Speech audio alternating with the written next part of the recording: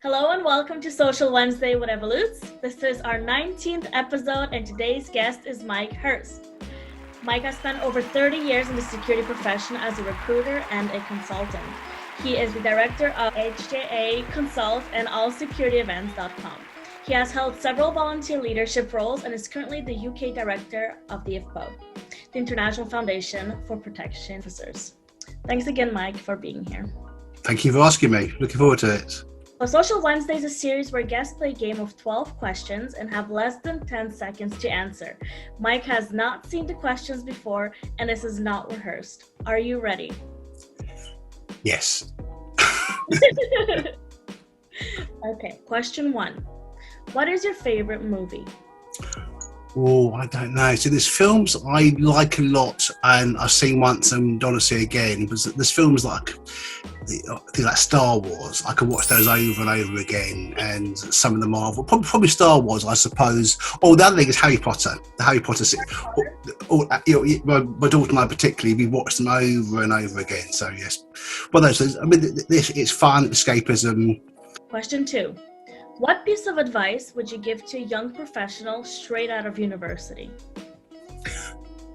Well, it depends. If we get talking about security, then it's quite hard because the career path into being a security professional is not clear. I mean, if you want to be a lawyer or an accountant or an architect, the path is hard to do, but the path is very clear. You do your degree, you go into and you train on the job. If you want to be, someone said, I want to be head of security of a global bank. How do I do it? I don't know. A lot of people do these things via the ex-law enforcement military route. But I would say, look at the options, keep your minds open. A good academic background is going to be really important, but just take opportunities, build a network, connect with people, learn from people, ask questions, and just keep an open mind, really. That's good, yeah. And I think the network part is very important, especially. Definitely, absolutely. Okay, so question 3.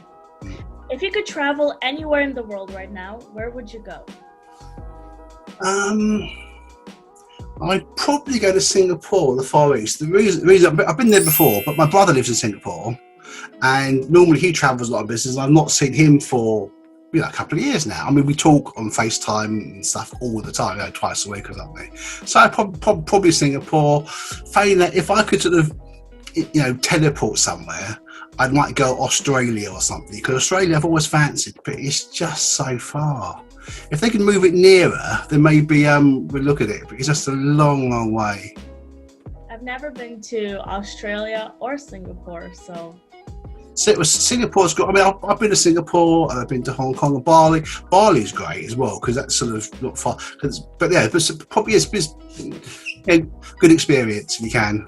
Question 4. How would your friends describe you? Oh, I don't know really. It's I'm probably I think people see me as probably being hopefully intelligent, but obviously sometimes often a bit ditzy, because I'm like, I have a regular card game on a Monday, and we do it online now because you can't meet, and some of them I lose interest and I sort of do silly things. So a real mix, hopefully a good friend, which is both the important part, I think. But so yeah. 5. What is your biggest accomplishment? I don't know. Again, I can't think. I was. I know this would upset some people for those reasons, but one of my biggest accomplishments work-wise was when I did my CPP. Now, because as coming from a non-traditional background, I worked really hard on it, and I did a big score over it. I'm really pleased with that. It was about a few years ago. That said, it did upset a lot of people, quite a few people over here, because people didn't see me as a proper security person. But that's for their own reasons. But that was an important thing for me professionally. I suppose personally, I've been married for 30 years, which is you get less than that for genocide, but you get married for 30 years, and obviously very proud of my daughter and all these other sort of boring passé things that old men say. But yeah, it's not boring, it's part of life. It's beautiful. 6. What is your favorite season? Well, I suppose I'm going to be vague. Late spring, early summer, because because again it starts to get interesting then, and you get out, and it's not too. I mean, I'm English, yeah, so the weather, we are obsessed with the weather. I mean, it was nice. I went for a walk this morning. It was nice. Now we've had torrential rain, so it changes hour to hour here. But no, so when you get out, it starts. You can go for a walk, go to a garden, this sort of stuff, and it's not too hot. So that's probably the time.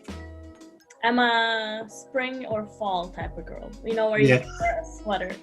Oh yeah, well no, the fall or the autumn is great. I mean, I've been to New England in the fall, and that was quite cool. And all the it's again a cliche, all the leaves, the colours. It is, it is great. But that's, I suppose, if I can wear shorts, the t-shirt, I'm happy.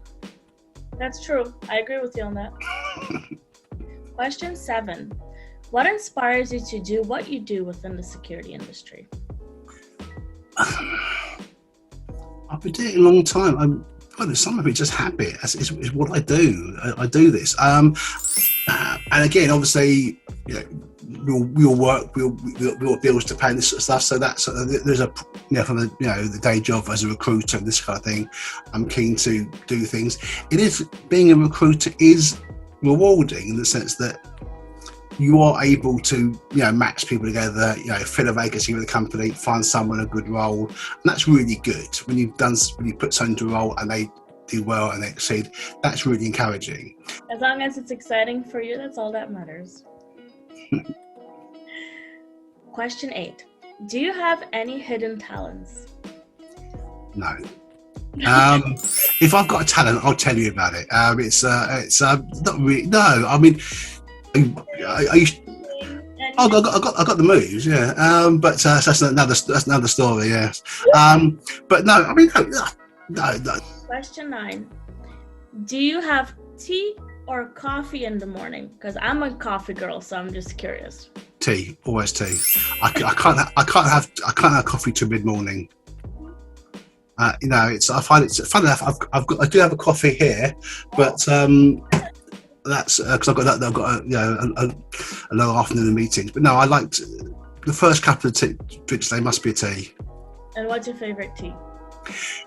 Again, if I would just normally go for an English breakfast tea, but if I was going for a pure tea, I'd probably go for a Sam, which is very similar anyway. So something sort of reasonably heavy, without not too fragrant. I'm not a fan of Earl Grey. I like orange pico. Yeah. Again, it is quite fragrant for me. See, are you sure? This is strange because are you sure in English we talk about the weather and tea, so it's very, I love the UK. Yeah. All right. Question 10. What is one book that you would recommend? Okay. Again, going back to my sort of sci-fi fantasy books, I would say Lord of the Rings, the trilogy. That's one thing. And I'll tell you why in a minute as well. Why that's a great book. Lord of the Rings is why I'm doing what I'm doing now, doing this job. Oh, really? Yes, and I'll tell you why if you're at all interested. I started off working. I was a stockbroker when I left school, and I worked for 8-9 years doing that. And then after the crash, I ended up going for a job into sales. And one of the guys there, the guy interviewing me, he asked me the question, "What's your favourite book?" And I thought, I don't know. Yeah, and I said, "But Lord of the Rings." And he's a big fan of it. I've read it many times. And he says, "Lord of the Rings changed my life." I did it. And we started talking about, because as a young man, he'd read Lord of the Rings, and that got me interested in walking and climbing and mounting and this sort of stuff, which he still did then. So Lord of the Rings changed his life because he read it. And then through that, I think that was part of the reason we struck a rapport. And I got my first job into the fire and security sector as a sort of sales and consultant and this kind of thing. It isn't a dim and distant past, but there you go. That's an amazing story. Yes, to be fair, I've forgotten actually, but in my eyes, that's not uncommon. It just shows like what that one comment or one sentence can change the course of your entire life. It really does. It's this sort of, do you know the Robert Frost poem, the Road Less Travelled? Which was one of my favourites. That sort of thing. Sometimes you go that way rather than that way for no particular reason. And they say that's just made all the difference. Isn't it? That was a good answer. Thank you for sharing that with us. No, happy to. All right, question 11. Yeah. Worst advice you've ever received? Oh, I don't know really, because I tend to ignore most of it. I don't know. I mean, I know lots of people who. Worst advice? Oh, I don't know. I can tell you that the best advice that I ignored, if that helps. Again, when I was in work as a stockbroker, I did my training period, and the guys there advised me to go one route. I wanted to go another route, and they wanted me to go and train as an analyst and this sort of thing, as an equity analyst, and it meant going to Edinburgh. And they were right. I should have done it. But then again, I might not have met the same friends I did. I might have met my wife when I met her.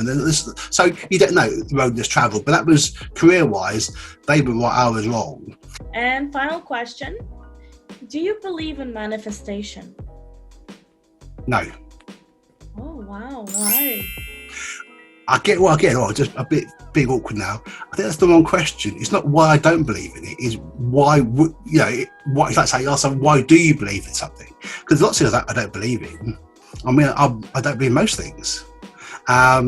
Because whereas I'm not a scientist, I'm an appreciator of science and I'm a value of science, and we can still hear the sound from the Big Bang. It was 14 billion years ago. We can still hear the noise from it.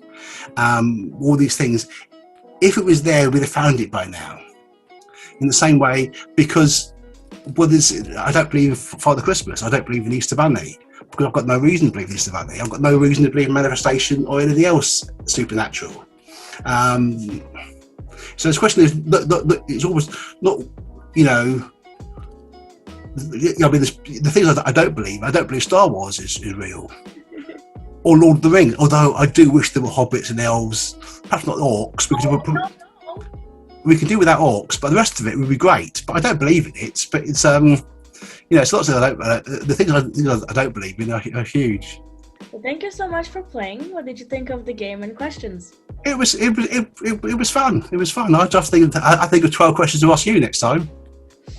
No, that's good. Enjoyed it. Thank you.